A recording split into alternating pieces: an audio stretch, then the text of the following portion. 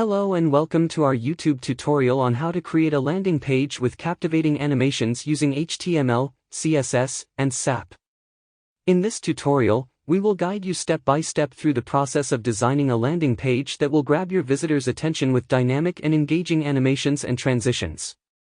We will show you how to use HTML and CSS to create the structure and layout of your landing page and then demonstrate how to implement the animation effects using GSAP.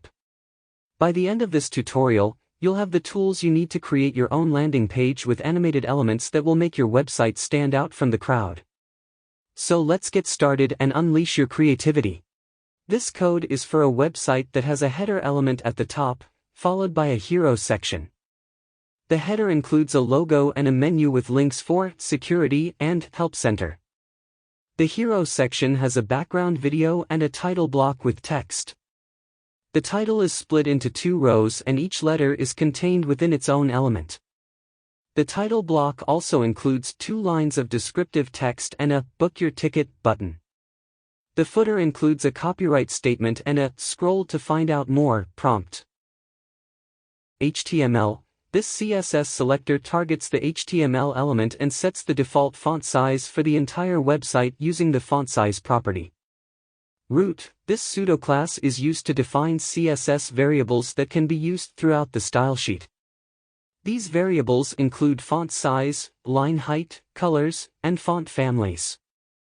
Custom font. This class sets the font style for specific elements of the website using the font family property.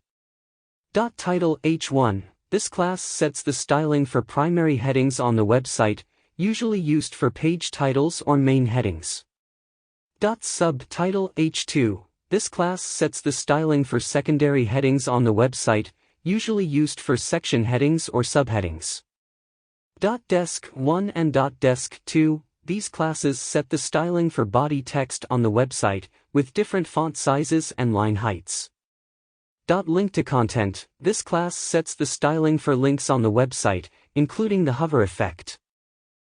Container. This class is used as a wrapper element to center and limit the width of the website content. Header. This class sets the styling for the website header section, which typically includes the website logo and navigation menu. Logo. This class sets the styling for the website logo.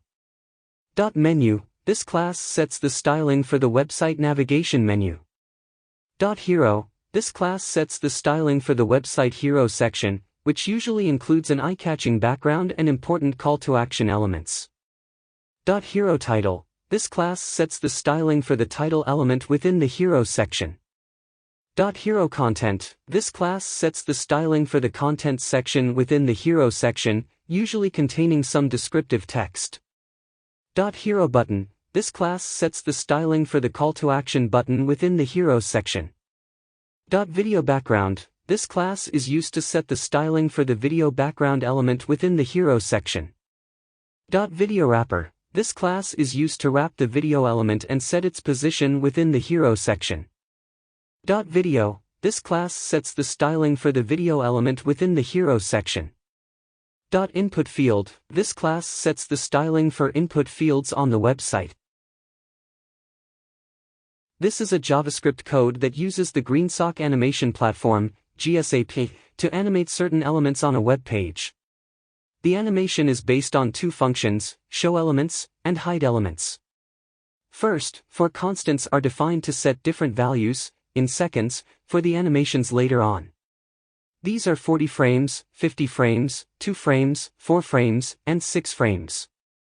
Next, a number of element selectors are defined using the document.querySelector method. These selectors identify certain HTML elements on the page that will be animated. Then, show elements and hide elements functions are defined. These functions both use timeline objects from GSAP to initiate and control the animations. The show elements function is called when the web page loads and animates certain elements to show them on the page. It makes use of the sap.timeline method to create a timeline object where you can define the animation's parameters. After this, it makes a series of from-to-animation calls that define how each element will be animated. The ease method parameter used within these calls indicates the easing animation effect to give a more natural movement. The hide elements function is called in response to specific user interactions, not shown in this code, to animate certain elements off the page by reversing the animations defined in the show elements function.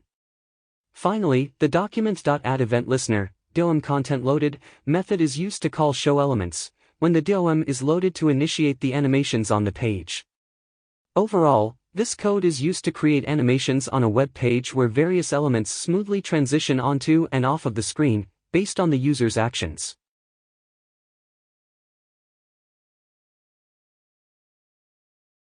Thanks for watching. If you enjoyed this video, please don't forget to give it a thumbs up and subscribe to our channel for more content like this.